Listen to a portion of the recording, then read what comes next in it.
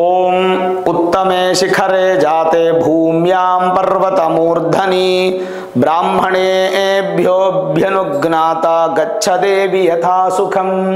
ಶ್ರೀ ಗುರುಭ್ಯೋ ನಮಃ. ಹರಿ ಓಂ. ಆತ್ಮೀಯ ಪ್ರಿಯ ಪ್ರೇಕ್ಷಕ ಮಿತ್ರರೇ, ನಿಮ್ಮೆಲ್ಲರ ಜೀವನ ಸುಖಕರ, ಸಮೃದ್ಧಿಕರ, ಲಾಭಕರವಾಗಿರಲಿ ಅಂತ ನನ್ನ ಆರಾಧ್ಯ ದೇವಿ ಹೊರನಾಡು ಅನ್ನಪೂರ್ಣೇಶ್ವರಿಯ ಪಾದಗಳಿಗೆ ನಮಸ್ಕರಿಸ್ತಾ, ಪ್ರಿಯ ಪ್ರೇಕ್ಷಕ ಮಿತ್ರರೇ, ಜನವರಿ 2025 ಮಿಥುನ ರಾಶಿಯ ಮಾಸ ಭವಿಷ್ಯದ ಬಗ್ಗೆ ಈ ವಿಡಿಯೋ ನಾವು ನೋಡೋಣ. ಬದಲಾವಣೆಗಳು ಮನುಷ್ಯನ ಸಹಜ ಗುಣ. ಈ ತಿಂಗಳು ಆಗ್ತಾ ಇರ್ತಕ್ಕಂಥ ಬದಲಾವಣೆಗಳು ನಿಮಗೆ ಯಥೇಚ್ಛವಾದ ಫಲಗಳನ್ನು ಕೊಡ್ತಾ ಬರುತ್ತೆ. ನಿಮ್ಮ ರಾಶಿಯಾಧಿಪತಿ ಆಗಿರ್ತಕ್ಕಂಥ ಬುಧ 7ನೇ ಮನೆಗೆ ಬರ್ತಾರೆ. ಅಂದರೆ 4ನೇ ತಾರೀಕು, ಜನವರಿ 4ನೇ ತಾರೀಕು 7ನೇ ಮನೆಗೆ ಬರ್ತಾರೆ. ರಾಶಿಯಾಧಿಪತಿ ಸಪ್ತಮಕ್ಕೆ ಬಂದರೆ ಒಂದು ಸ್ವಲ್ಪ ಪಾಸಿಟಿವ್.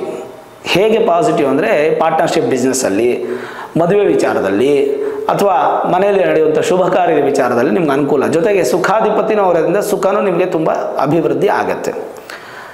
ಅದಾದಮೇಲೆ ಸ್ವಲ್ಪ ದಿನಗಳು ಮಾತ್ರನೇ ತಿರ್ಗಾ 24ನೇ ತಾರೀಕು ಬುಧ 8ನೇ ಮನೆಗೆ ಬಂದುಬಿಡ್ತಾರೆ. 8ನೇ ಮನೆಗೆ ಬಂದರೂ ಕೂಡ ಅದು ಮಿತ್ರನ ಮನೆ, ಶನಿಯ ಮನೆಗೆ ಬರ್ತಾರೆ. ಬಂದರೂ ಅದು ಕೂಡ ನಿಮಗೆ ಒಳ್ಳೆ ಫಲನೇ. ಓವರಾಲ್ ನೋಡಿದಾಗ ಮಿಥುನ ರಾಶಿಯವರಿಗೆ ಈ ಒಂದು ಜನವರಿ ತಿಂಗಳಲ್ಲಿ ಶುಭ ಕಾರ್ಯಕ್ಕೆ ಸಂಬಂಧಪಟ್ಟಂಥ ಅಭಿವೃದ್ಧಿ, ಪಾರ್ಟ್ನರ್ಶಿಪ್ ಬಿಸ್ನೆಸ್ಸಲ್ಲಿ ಸಕ್ಸಸ್ಸು, ಜೊತೆಗೆ ಮದುವೆ ಸಂಬಂಧಪಟ್ಟಂಥ ವಿಚಾರದಲ್ಲಿ ಅನುಕೂಲ, ಸುಖ ಅಭಿವೃದ್ಧಿ, ತಾಯಿ ಆರೋಗ್ಯದಲ್ಲಿ ಉತ್ತಮ, ಇಷ್ಟು ಫಲಗಳನ್ನು ಬುಧನಿಂದ ಪಡಿಬೋದು. ಎರಡನೇದು, ನಿಮ್ಮ ರಾಶಿಯಿಂದ 3ನೇ ಮನೆ ಅಧಿಪತಿ ಆಗಿರತಕ್ಕಂಥ ಸೂರ್ಯನ ಪ್ರಭಾವ ನೋಡಿ. 14ನೇ ತಾರೀಕಿನವರೆಗೂ ಸೂರ್ಯ ಸಪ್ತಮದಲ್ಲೇ ಇದ್ದು ನಿಮಗೆ ನೇರ ದೃಷ್ಟಿ, ಸೂರ್ಯನ ದೃಷ್ಟಿ ನಿಮ್ಮ ಮೇಲೆ ಬೀಳುತ್ತೆ. ಅದೊಂದು ಮೇಜರ್ ಪ್ಲಸ್ ಪಾಯಿಂಟ್. ಅಲ್ಲಿಗೆ ಧೈರ್ಯ, ಸ್ಥೈರ್ಯ, ಶೌರ್ಯ ಸಿಕ್ಕಾಪಟ್ಟೆ ಇರುತ್ತೆ. ನಿಮಗೆ ಯಾವ ಕೆಲಸಕ್ಕೂ ಮುನ್ನುಗ್ಬಿಡ್ತೀರಾ, ಎಂಥದಿದ್ರೂ ಕೂಡ ಮುಂದೆ ಹೋಗ್ತಿರ್ತೀರ. ಅನುಕೂಲಗಳು ತುಂಬ ಚೆನ್ನಾಗಿರುತ್ತೆ. ಅದೇ ಸೂರ್ಯ 14ನೇ ತಾರೀಕು ನಿಮಗೆ ಅಷ್ಟಮಕ್ಕೆ ಬಂದು ಶತ್ರುಸ್ಥಾನಕ್ಕೆ ಬಂದುಬಿಡ್ತಾರೆ. ಯಾವಾಗ 14ನೇ ತಾರೀಕು ಶತ್ರುಸ್ಥಾನಕ್ಕೆ ಬರ್ತಾರೋ ಸ್ವಲ್ಪ ಸೂರ್ಯನ ಪ್ರಭಾವದಿಂದ ಸ್ವಲ್ಪ ನೆಗೆಟಿವಿಟಿ ಅಂತ ಹೇಳ್ಬೋದು. ಹಾಗಾಗಿ ದಿನ ಬೆಳಗ್ಗೆ ಎದ್ದು ಸೂರ್ಯನಿಗೆ ನಮಸ್ಕಾರ ಮಾಡುವಂಥದ್ದು, ಸೂರ್ಯನ ಬಿಸಿಲು ತಗೊಳ್ಳುವಂಥದ್ದು, ಸೂರ್ಯನ ಸ್ತೋತ್ರಗಳನ್ನು ಹೇಳ್ಕೊಳ್ಳುವಂಥದ್ದು, ಚಿಕ್ಕದಾಗಿ ಭಾಸ್ಕರಾಯ ವಿದ್ಮಹೆ ಮಹಾದ್ಯುತಿಕರಾಯ ಧೀಮಹಿ ತನ್ನೋ ಆದಿತ್ಯ ಪ್ರಚೋದಯ ಅಂತ ಹೇಳುವ ಮಂತ್ರ ನೀವು ಪ್ರತಿನಿತ್ಯ ಈ ಗಾಯತ್ರಿ, ಸೂರ್ಯ ಗಾಯತ್ರಿ ಮಂತ್ರವನ್ನು ನೀವು ಜಪ ಮಾಡೋದ್ರಿಂದ ಸೂರ್ಯನಿಂದ ಬರಬಹುದಾದಂಥ ಸಮಸ್ಯೆಗಳೆಲ್ಲ ದೂರ ಮಾಡಿಕೊಳ್ಬೋದು. ಇನ್ನು ರಾಶಿಯಿಂದ 5 ಮತ್ತು 12ನೇ ಮನೆ ಅಧಿಪತಿ ಆಗಿರ್ತಕ್ಕಂಥ ಶುಕ್ರ ನಿಮಗೆ ಭಾಗ್ಯಸ್ಥಾನದಲ್ಲಿದ್ದಾರೆ. ಈ ತಿಂಗಳು ಪೂರ್ತಿ ಇರ್ತಾರೆ. 28ನೇ ತಾರೀಕು ಕರ್ಮಸ್ಥಾನಕ್ಕೆ ಬರ್ತಾರೆ. ಅದು ಉಚ್ಚ ಸ್ಥಾನದ ಫಲ.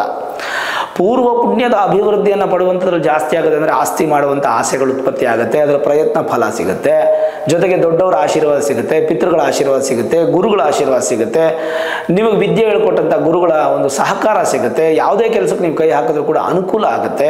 ಶುಕ್ರನಿಂದ ಎಲ್ಲ ಥರದ ಅಭಿವೃದ್ಧಿಗಳು ಕೂಡ ಮಿಥುನ ರಾಶಿಯವರಿಗೆ ಯಥೇಚ್ಛವಾಗಿ ಸಿಗುವಂತಹ ಯೋಗ, ಯೋಗ್ಯತೆ, ಭಾಗ್ಯತೆಗಳು ನಾವು ಹೆಚ್ಚಾಗಿ ಕಾಣಬಹುದಾಗಿದೆ ಈ ಒಂದು ಸಂದರ್ಭದಲ್ಲಿ. ಹಾಗಾಗಿ ನಿಮಗೆ ಪಂಚಮಾಧಿಪತಿ ಹಾಗೂ ವ್ಯಯಾಧಿಪತಿ ಆಗಿರ್ತಕ್ಕಂಥ ಶುಕ್ರ ಕೂಡ ನಿಮಗೇನು ಕೆಟ್ಟ ಫಲದಲ್ಲಿಲ್ಲ, ತುಂಬ ಅತ್ಯಂತ ಶುಭ ಫಲ ಅನ್ನುವಂಥದ್ದನ್ನು ನಾವು ನಿರೀಕ್ಷೆ ಮಾಡಬಹುದು. ಹಾಗಾಗಿ ಅದರದ್ದು ಏನು ಸಮಸ್ಯೆ ಇಲ್ಲ. ಶುಕ್ರ 28ನೇ ತಾರೀಕುವರೆಗೂ ಭಾಗ್ಯಸ್ಥಾನದಲ್ಲಿದ್ದಾರೆ. ಇದನ್ನು ತಲೆಯಲ್ಲಿಟ್ಕೊಳ್ಳಿ. ಭಾಗ್ಯಸ್ಥಾನ ಅಂದರೆ ಭಾಗ್ಯಗಳನ್ನು ಕೊಡುವಂತಹ ಸ್ಥಾನ. ಎಲ್ಲ ಥರದ ಭಾಗ್ಯಗಳಲ್ಲಿ ಅಭಿವೃದ್ಧಿ. ನೀವು ವಿದ್ಯಾಭ್ಯಾಸ ಅಥವಾ ಉದ್ಯೋಗ, ವ್ಯಾಪಾರ, ವ್ಯವಹಾರ, ವ್ಯವಸಾಯ ಏನೇ ಮಾಡ್ತಿದ್ರು ಅದು ಅಭಿವೃದ್ಧಿಯನ್ನು ಕಾಣಬಹುದು.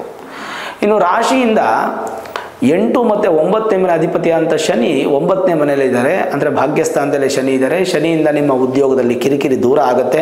ನೂತನ ಉದ್ಯೋಗದ ಪ್ರಯತ್ನಗಳಿದ್ದರೆ ಖಂಡಿತವಾಗಲೂ ಪ್ರಯತ್ನ ಪಡಿ, ಅದು ನಿಮ್ಗೆ ಅನುಕೂಲ ಆಗುತ್ತೆ. ಜೊತೆಗೆ ಮೂಲ ಜಾತಕವನ್ನು ತೋರಿಸ್ಕೊಂಡು ನುರಿತ ಜ್ಯೋತಿಷ್ಯರನ್ನು ಭೇಟಿ ಮಾಡಿ ವೇದಿಕ್ ಅಸ್ಟ್ರಾಲಜಿ, ಹೈಯರ್ ಅಸ್ಟ್ರಾಲಜಿ ಪ್ರೆಡಿಕ್ಷನ್ಸನ್ನು ಮಾಡಿಸ್ಕೊಂಡು ಏನಾದರೂ ಸರಳ ಪರಿಹಾರ ಇದ್ದರೆ ಮಾಡ್ಕೊಳ್ಳಿ. ಯಾಕಂದರೆ ದಶಾಭುಕ್ತಿ, ಜನ್ಮದೋಷ, ಗ್ರಹ ಸ್ಥಿತಿಗಳೆಲ್ಲ ನೋಡಿಕೊಂಡು ಆಮೇಲೆ ಉದ್ಯೋಗದ ನಿರ್ಧಾರ ತಗೊಳ್ಳಿ. ಅಷ್ಟರವರೆಗೂ ತಗೋಬೇಡಿ. ಬಟ್ ಉದ್ಯೋಗ ಬದಲಾವಣೆಗೆ ಇದು ಒಳ್ಳೆಯ ಶುಭ ಸೂಚಕ, ಶುಭ ಸಮಯ ಅಂತ ನಾನು ತಿಳಿಸ್ತೇನೆ ನಿಮಗೆ. ಇನ್ನು ಗುರು 7ನೇ ಮನೆ ಮತ್ತು 10ನೇ ಮನೆ ಅಧಿಪತಿ ಅಂತ ಗುರು ವ್ಯಯದಲ್ಲಿದ್ದಾರೆ. ಅಂದರೆ ವ್ಯಯಸ್ಥಾನದ ಗುರು ಒಳ್ಳೆಯದಲ್ಲ. ಗುರು ಒಂದು ಸ್ವಲ್ಪ ಧನ ನಷ್ಟ ಮಾಡುವಂಥ ಸಾಧ್ಯತೆ, ಅಧಿಕವಾದ ಖರ್ಚನ್ನು ಮಾಡುವಂಥ ಸಾಧ್ಯತೆ, ಸುಖ ಸುಮ್ಮನೆ ಖರ್ಚಾಗುತ್ತೆ. ಹಾಸ್ಪಿಟಲ್ ಖರ್ಚಾಗ್ಬೋದು, ನಿಮಗೆ ಅಂತಲ್ಲ, ನಿಮ್ಮ ಮನೆಯವ್ರಿಗೋ ಅಥವಾ ತಾಯಿಗೋ, ತಂದೆಗೋ, ಮಕ್ಕಳಿಗೋ ಈ ಥರದ್ದು ಏನಾದರೂ ಒಂದು ಸುಖ ಸುಮ್ಮನೆ ಖರ್ಚಾಗುವಂಥದ್ದು, ಗಾಡಿಯೆಲ್ಲೋ ಟಚ್ ಆಗಿಬಿಡೋದು, ತನ್ನ ಮೂಲಕ ನಿಮ್ಗೆ ಸ್ವಲ್ಪ ದುಡ್ಡು ಖರ್ಚಾಗೋದು, ಕೋರ್ಟ್ ಕಚೇರಿ ಸಮಸ್ಯೆಗಳು ಈ ಥರದ್ದು ಏನಾದರೂ ಬರಬಹುದು. ಅದೆಲ್ಲ ಏನು ಬರದೇ ಇದ್ದಂಗೆ ಸ್ವಲ್ಪ ಬ್ಯಾಲೆನ್ಸ್ ಮಾಡಿ. ಗಾಡಿ ಓಡಿಸ್ಬೇಕಾದ್ರೆ ಸ್ವಲ್ಪ ಹುಷಾರಾಗಿರಿ. ಎಸ್ಪೆಷಲಿ ಎಲ್ಲೋ ಬೋರ್ಡ್ ಗಾಡಿಗಳಾಗ್ಬೋದು ಅಥವಾ ವೈಟ್ ಬೋರ್ಡ್ಗಳಾಗ್ಬೋದು, ಯಾವುದೇ ಗಾಡಿಗಳಾಗಲಿ ಸ್ವಲ್ಪ ಹುಷಾರಾಗಿರ್ತಕ್ಕಂಥದ್ದು ಉತ್ತಮ. ಯಾಕಂದರೆ ಹಣ ಖರ್ಚಾಗುವಂಥ ಸಾಧ್ಯತೆಗಳು, ಸುಮ್ಮನೆ ಸುಮ್ಮನೆ ದುಡ್ಡು ಖರ್ಚಾದರೆ ಎಂಥವ್ರಿಗೂ ಬೇಜಾರಲ್ವ, ಕಷ್ಟಪಟ್ಟು ದುಡಿತೀರಾ, ಅದು ನಿಮಗೆ ಖರ್ಚಾಗಬಾರ್ದು ಅನ್ನುವಂಥದ್ದು ಮೂಲ ಉದ್ದೇಶ. ಅದಕ್ಕೆ ನಾನು ಹೇಳ್ತಾ ಇದ್ದೀನಿ. ಇನ್ನು ವ್ಯವಹಾರಕ್ಕೆ ಬಂದರೆ ಗುರು ಬಂದು ಧನಕಾರಕ, ಹಾಗಾಗಿ ದುಡ್ಡಿನ ಫಿನಾನ್ಸ್ ಬಿಸ್ನೆಸ್ ಮಾಡೋರು ಸ್ವಲ್ಪ ಹುಷಾರಾಗಿರಿ. ಆಮೇಲೆ ಏನೋ ದುಡ್ಡು ಕೊಟ್ಟು ವ್ಯವಹಾರ ಮಾಡುವಂಥವ್ರು, ಆಮೇಲೆ ಖರೀದಿ ಮಾಡಬೇಕಂತ ದುಡ್ಡು ಕೊಟ್ಟು ವ್ಯವಹಾರ ಮಾಡುವಂಥವ್ರು, ಶೇರ್ ಬಿಸ್ನೆಸ್ಸಲ್ಲಿ ನಿಮ್ಗೆ ಅಷ್ಟೊಂದು ಅನುಕೂಲಗಳಿಲ್ಲ ಮಿಥುನ ರಾಶಿಯವರಿಗೆ ಈ ತಿಂಗಳು ಜನವರಿ ತಿಂಗಳಲ್ಲಿ. ಒಟ್ಟಾರೆ ಹೇಳೋದಾದರೆ ಓವರಾಲ್ ನಿಮ್ಗೆ ಅಷ್ಟೊಂದು ಅನುಕೂಲಗಳು ಕಾಣ್ತಾ ಇಲ್ಲವಾದ್ದರಿಂದ ಸ್ವಲ್ಪ ಮಟ್ಟಿಗೆ ಸ್ವಲ್ಪ ಜಾಗ್ರತೆ ವಹಿಸ್ತಕ್ಕಂಥದ್ದು ಉತ್ತಮ. ಸಾಧ್ಯವಾದಷ್ಟು ಗುರುಗಳನ್ನು ಆರಾಧನೆ ಮಾಡಿ, ಗುರು ದರ್ಶನ ಮಾಡಿ, ಮಂತ್ರಾಲಯ ರಾಯರ ಒಂದು ದರ್ಶನ ಮಾಡಿ, ಅಥವಾ ನೀವಿರೋ ಜಾಗದಲ್ಲೇ ರಾಘವೇಂದ್ರ ಮಠ ಇದ್ದರೆ ದರ್ಶನ ಮಾಡಿ. ವಿದೇಶದಲ್ಲಿ ನೀವು ಗುರುಗಳೇ ನಮಗೇನಿಲ್ಲ ರಾಘವೇಂದ್ರ ಮಠ ಇಲ್ಲ ಅಂತಂದರೆ ನೀವೊಂದು ಫೋಟೋನ ಡೌನ್ಲೋಡ್ ಮಾಡಿಕೊಂಡು ಪ್ರತಿನಿತ್ಯ ಫೋಟೋ ನೋಡಿಕೊಂಡು ಗುರುಗಳನ್ನು ದರ್ಶನ ಮಾಡಿ. ಇದೆಲ್ಲ ನಿಮಗೆ ಖಂಡಿತ ಉತ್ತಮ ಫಲ ಅನ್ನುವಂಥದ್ದು ಸಿಗುತ್ತೆ ಮಿಥುನ ರಾಶಿಯವರಿಗೆ. ಹಾಗಾದರೆ ನೆಗೆಟಿವೇ ಇಲ್ವಾ ಅಂತಂದರೆ ಖಂಡಿತ ಇದೆ. 6 ಮತ್ತು 11ನೇ ಮನೆ ಅಧಿಪತಿಗಳಾಗಿರ್ತಕ್ಕಂಥ ಕುಜ ಪ್ರಸ್ತುತ ನೀಚ ಸ್ಥಾನದಲ್ಲಿದ್ದಾರೆ. ವಕ್ರಗತಿಯಾಗಿ ಯಾವಾಗ ಬರ್ತಾರೆ? ಕುಜ ಒಂದು 21ನೇ ತಾರೀಕು ವಕ್ರಿಯಾಗಿ ನಿಮ್ಮ ರಾಶಿಗೆ ಬರ್ತಾರೆ. ಇದು ನೆಗೆಟಿವ್. 6ನೇ ಮನೆಗೆ ಬರ್ತಾ ಇರೋದ್ರಿಂದ 6ನೇ ಮನೆ ಋಣಸ್ಥಾನ, ಸ್ವಲ್ಪ ಸಾಲ ಆಗುವಂಥ ಸಾಧ್ಯತೆ. ನಾನು ಹೇಳಿದ್ನಲ್ಲ, ಯಾವುದಾದ್ರೂ ಬೇರೆ ವಿಚಾರಕ್ಕೆ, ಉದಾಹರಣೆಗೆ ಹಾಸ್ಪಿಟಲ್ ವಿಚಾರಕ್ಕೋ ಅಥವಾ ಯಾವುದೋ ಒಂದು ವಿಚಾರಕ್ಕೆ, ಒಂದು ಗಾಡಿ ತಗೋತೀರಾ ಸಾಲ ಆಗುತ್ತೆ, ಲೋನ್ಗೆ ಹೋಗ್ತಾರೆ, ಈ ಥರದ್ದು ಏನೋ ಒಂದು ವಿಚಾರದಲ್ಲಿ ಸ್ವಲ್ಪ ಸಾಲ ಆಗುವಂಥ ಸಾಧ್ಯತೆಗಳು ಹೆಚ್ಚು ಕಾಣ್ತಾ ಇದೆ ಮಿಥುನ ರಾಶಿಯವರಿಗೆ. ಇದೊಂದು ತುಂಬ ಇಂಪಾರ್ಟೆಂಟ್. ಋಣ ಅಂದರೆ ಸಾಲ, ರೋಗ, ಒಂದು ಸ್ವಲ್ಪ ಆರೋಗ್ಯದಲ್ಲಿ ನಿಮಗೂ ತೊಂದರೆ ಆಗಬಹುದಾದಂಥ ಸಾಧ್ಯತೆಗಳು ಹೆಚ್ಚು ಕಾಣ್ತಾ ಇದೆ. ಮೂಗಿನ ಸಮಸ್ಯೆಗಳು ಅಥವಾ ಆ್ಯಸಿಡ್ ರಿಫ್ಲೆಕ್ಷನ್ನು, ಹೊಟ್ಟೆ ಸಂಬಂಧಪಟ್ಟಂಥದ್ದು, ಗ್ಯಾಸ್ಟ್ರಿಕ್ ಇಶ್ಯೂಸು, ಅಪೆಂಡಿಸ್ ಆಗುವಂಥದ್ದು, ಅಲ್ಸರ್ ಆಗುವಂಥದ್ದು, ಕಿಡ್ನಿ ಸ್ಟೋನ್ಸು, ಈ ಥರದ್ದು ಏನಾದರೂ ಹೊಟ್ಟೆ ಸಂಬಂಧಪಟ್ಟಂಥ ಸಮಸ್ಯೆಗಳು ಬರುವಂಥದ್ದು, ದೇಹದಲ್ಲಿ ಸ್ವಲ್ಪ ಶಕ್ತಿ ಕಡಿಮೆ ಆಗುವಂಥ ಸಾಧ್ಯತೆಗಳಿರುತ್ತೆ. ಸ್ವಲ್ಪ ಹುಷಾರಾಗಿರಬೇಕು ಆ ವಿಚಾರದಲ್ಲಿ. ಬುಧ ನಿಮಗೆ ದೇಹ ಬಲ ಕೊಟ್ಟರು ಕೂಡ ಕುಜ ನಿಮಗೆ ಅದನ್ನು ನೆಗೆಟಿವ್ ಮಾಡುವಂಥ ಸಾಧ್ಯತೆಗಳಿರುತ್ತೆ. ಸ್ವಲ್ಪ ಗಮನ ಇರಲಿ. ಇನ್ನು ಸುಮ್ಮನೆ ಶತ್ರುಗಳು ಉತ್ಪತ್ತಿ ಆಗ್ತಾರೆ, ಅದನ್ನೆಲ್ಲ ಬ್ಯಾಲೆನ್ಸ್ ಮಾಡಬೇಕು. ಲಾಭಾಧಿಪತಿನೂ ಅವರೇ, ಆದ್ದರಿಂದ ಲಾಭ ಸ್ಥಾನಾಧಿಪತಿ. ಸ್ವಲ್ಪ ಮಟ್ಟಿಗೆ ನಿಮ್ಮ ಲಾಭದಲ್ಲಿ ಹೆಚ್ಚು ನಿಮಗೆ ಕೈಗೆ ಬಂದು ಸೇರದೇ ಇದ್ದಂಗೆ ಮಾಡುವಂಥ ಸಾಧ್ಯತೆಗಳಿರುತ್ತೆ. ನಾನು ಆಗಲೇ ಹೇಳಿದ್ನಲ್ಲ, ಸಾಧ್ಯವಾದಷ್ಟು ನೀವು ದೇವರನ್ನು ಆರಾಧನೆ ಮಾಡುವಂಥದ್ದು ಭಾಳ ಉತ್ತಮ. ಕುಜನಿಂದ ನಿಮಗೆ ನೆಗೆಟಿವಿಟಿ ಆಗ್ತಾ ಇದ್ದರೆ ನೀವೇನು ಮಾಡಬೇಕು? ಋಣ ವಿಮೋಚಕ ಮಂಗಲ ಸ್ತೋತ್ರ ಅನ್ನುವಂಥ ಒಂದು ಮಂತ್ರ ಬರುತ್ತೆ. ಋಣ ವಿಮೋಚಕ ಮಂಗಲ ಸ್ತೋತ್ರ. ಆ ಮಂತ್ರ ಒಂದು ನಿಮಗೆ ಎಲ್ಲ ಕಡೆ ಸಿಗುತ್ತೆ, ಯೂಟ್ಯೂಬಲ್ಲಿ, ಸೋಷಿಯಲ್ ಮೀಡಿಯಲ್ಲಿ ಸಿಗುತ್ತೆ. ಅದನ್ನು ಡೌನ್ಲೋಡ್ ಮಾಡಿಕೊಂಡು ಪ್ರತಿನಿತ್ಯ ಕೇಳುವಂಥದ್ದು ಉತ್ತಮ. ತನ್ಮೂಲಕ ನಿಮಗೆ ಅನುಕೂಲ ಆಗುತ್ತೆ, ಬಿಟ್ಟರೆ ಅನಾನುಕೂಲಗಳಂತೂ ಖಂಡಿತ ಇಲ್ಲ.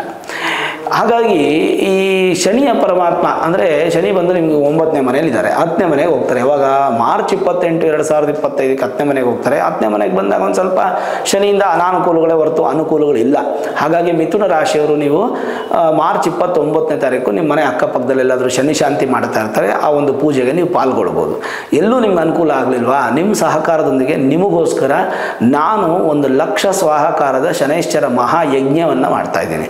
ಇದಕ್ಕೆ 431 ರೂಪಾಯಿ ನೀವು ಕಟ್ಟಬೇಕಾಗತ್ತೆ. ನಿತ್ಯ ಸೌಭಾಗ್ಯ .in ಅನ್ನುವಂಥ ವೆಬ್ಸೈಟ್ಗೆ ನೀವು ಲಾಗಿನ್ ಆದರೆ ಅದರಲ್ಲಿ ನಿಮಗೆ ಗೋತ್ರ, ನಕ್ಷತ್ರ, ರಾಶಿ, ಹೆಸರು, ನಿಮ್ಮ ಪಿನ್ ಕೋಡ್ ಸಮೇತವಾಗಿ ಅಡ್ರೆಸ್ಸನ್ನು ಫಿಲಪ್ ಮಾಡಿ ಒಬ್ಬರಿಗೆ 431 ರೂಪಾಯಿ ನೀವು ಪೇ ಮಾಡಿ ರಿಜಿಸ್ಟ್ರೇಷನ್ನ ಕಂಪ್ಲೀಟ್ ಮಾಡಿಕೊಂಡ್ರೆ ಮಾರ್ಚ್ 29ನೇ ತಾರೀಕು ಆಗುವಂತಹ ಶನೈಶ್ಚರ ಮಹಾ ಯಜ್ಞವನ್ನು ಮಾಡಿ ಅದರ ಸಂಕಲ್ಪ ಆಗಿ ನಿಮ್ಮ ಮನೆಗೆ ಮಂತ್ರಾಕ್ಷತೆ ಸಮೇತವಾಗಿ ಒಂದು ಕುದುರೆ ಲಾಳ ಪ್ರಸಾದವಾಗಿ ಬರುತ್ತೆ. ಆ ಕುದುರೆ ಲಾಳವನ್ನು ಮನೆಯಲ್ಲಿಟ್ಟು ಪೂಜೆ ಮಾಡ್ಬೋದು, ಮನೆ ಬಾಗಿಲಿಗೆ ಹೊಡಿಬೋದು, ಕಾರಲ್ಲಿ ಇಟ್ಕೊಳ್ಬೋದು. ಅದನ್ನು ನಿಮಗೆ ಒಳ್ಳೆಯ ಅನುಗ್ರಹ, ಶನಿಯ ಆಶೀರ್ವಾದ ನಿಮಗೆ ಸಿಗುತ್ತೆ. ಇದ್ರ ಸಂಬಂಧಪಟ್ಟಂಥ ಕನ್ಫ್ಯೂಷನ್ ಇದೆ, ನಮಗೆ ಮಾಡೋಕ್ಕೆ ಬರಲ್ಲ ಅಂತಂದರೆ ಕೆಳಗಡೆ ನಂಬರ್ಸ್ ಕಾಣ್ತಾ ಇದೆ, ಟೆಲಿಕಾಲರ್ಸ್ಗೆ ನೀವು ಫೋನ್ ಮಾಡಿದ್ರೆ ನಿಮಗೆ ಗೈಡ್ ಮಾಡ್ತಾರೆ, ರಿಜಿಸ್ಟ್ರೇಷನ್ನ ಕಂಪ್ಲೀಟ್ ಮಾಡ್ಕೊಡ್ತಾರೆ. ಒಬ್ಬರಿಗೆ 431 ರೂಪಾಯಿ. ಯಾರ ಹತ್ರನೂ ಕ್ಯಾಶ್ ತೊಗೊಳ್ಳಲ್ಲ, ನೀವು ಸ್ಕ್ಯಾನರ್ ಮುಖಾಂತರನೇ ನೀವು ಅದು ಪೇ ಮಾಡಬೇಕಾಗುತ್ತೆ. ಯಾಕಂದರೆ ಅದು ಕರೆಕ್ಟಾಗಿ ಯುಟಿಲೈಸ್ ಆಗಬೇಕು, ಅದು ನೆಗೆಟಿವ್ ಆಗಬಾರ್ದು ಅನ್ನೋ ಉದ್ದೇಶಕ್ಕೆ ನಾನು ಹೇಳ್ತಾ ಇದ್ದೀನಿ. ನಿಮ್ಮ ಅನುಕೂಲ ಇದ್ದರೆ ಮಾಡಿಸಿ, ಇಲ್ಲ ನೀವು ಅಕ್ಕಪಕ್ಕ ಮನೆ ಸುತ್ತಮುತ್ತ ಎಲ್ಲಾದರೂ ಮಾಡ್ತಾಯಿದ್ರು ಕೂಡ ಮಾಡಿಸ್ಕೋಬೋದು, ಏನು ತೊಂದರೆ ಏನಿಲ್ಲ. ಸರಿ, ಇನ್ನು ಸ್ವಲ್ಪ ಫರ್ದರ್ ಡೀಟೇಲ್ಸು ನೋಡೋದಾದರೆ ಮಿಥುನ ರಾಶಿಯವರಿಗೆ ಯಾವ ಥರ ಇದೆ ಅಂತಂದರೆ ಸ್ವಲ್ಪ 2025 ಜನವರಿ ತಿಂಗಳಲ್ಲಿ ಒಂದು ಸ್ವಲ್ಪ ಮಿಶ್ರ ಫಲದಾಯಕ ಅಂತ ಹೇಳ್ಬೋದು. ಸ್ವಲ್ಪ ಶನಿಯ 9ನೇ ಮನೆ ಫಲ ನಿಮಗೆ ಒಳ್ಳೆ ಫಲ ಕೊಟ್ಟರು ಕೂಡ ಶನಿ ಇನ್ನೇನು ಬಿಟ್ಟು ಹೋಗ್ತಾ ಇರತಕ್ಕಂಥ ಸಂದರ್ಭ. ಹಾಗಾಗಿ ಸ್ವಲ್ಪ ಎಚ್ಚರಿಕೆ ಅನ್ನುವಂಥದ್ದು ಇರಬೇಕು. ಲಾಭಗಳನ್ನು ಹೆಚ್ಚು ಪಡಿತೀರಾ, ತನ್ಮೂಲಕ ನಿಮ್ಗೆ ಅನುಕೂಲ ಇದೆ. ಬಟ್ ಲಾಭ ಹೆಚ್ಚು ಖರ್ಚು ನಿಮಗೆ ಬರಲ್ಲ, ಲಾಭಗಳು ನಿಮ್ಗೆ ಸಿಗುತ್ತೆ. ಈಗ ನೀವು 100 ರೂಪಾಯಿನಷ್ಟು ಕಷ್ಟಪಟ್ಟಿದ್ರೆ ನಿಮಗೆ 120 ರೂಪಾಯಿ ಸಿಗುತ್ತೆ, 150 ರೂಪಾಯಿ ಸಿಗಲ್ಲ. 150 ರೂಪಾಯಿ ಸಿಗೋ ಜಾಗದಲ್ಲಿ 30 ರೂಪಾಯಿ ಲಾಸ್ ಆಗುತ್ತೆ. ಆ ಥರದ್ದು ನಾನು ಹೇಳ್ತಾ ಇದ್ದೀನಿ. ಒಂದು ಸ್ವಲ್ಪ ಮಟ್ಟಿಗೆ ನೀವು ಯಾರನ್ನೂ ಪರಿಪೂರ್ಣ ನಂಬಕ್ಕೆ ಹೋಗ್ಬಿಡಿ. ಎಸ್ಪೆಷಲಿ ಈ ಭೂಮಿ ವಿಚಾರ, ಸೈಟು, ಮನೆ ವಿಚಾರ, ಆಮೇಲೆ ಅಪಾರ್ಟ್ಮೆಂಟ್ ಫ್ಲ್ಯಾಟ್ ತೊಗೊಳ್ತಾ ಇದ್ದೀರಾ ಅಥವಾ ವ್ಯವಸಾಯದ ಭೂಮಿ ತೊಗೋತಾ ಇದ್ದೀರಾ, ಅಗ್ರಿಮೆಂಟ್ ವಿಚಾರದಲ್ಲಿ ಯಾರನ್ನೂ ಪರಿಪೂರ್ಣ ನಂಬಕ್ಕೆ ಹೋಗ್ಬಿಡಿ. ಎಲ್ಲ ಕೂಡ ಪರ್ಫೆಕ್ಟಾಗಿ ಮಾಡಿ. ಅದೃಷ್ಟ ಅನ್ನುವಂಥದ್ದು ನಿಮ್ಮನ್ನು ಹುಡ್ಕೊಂಬರುತ್ತೆ.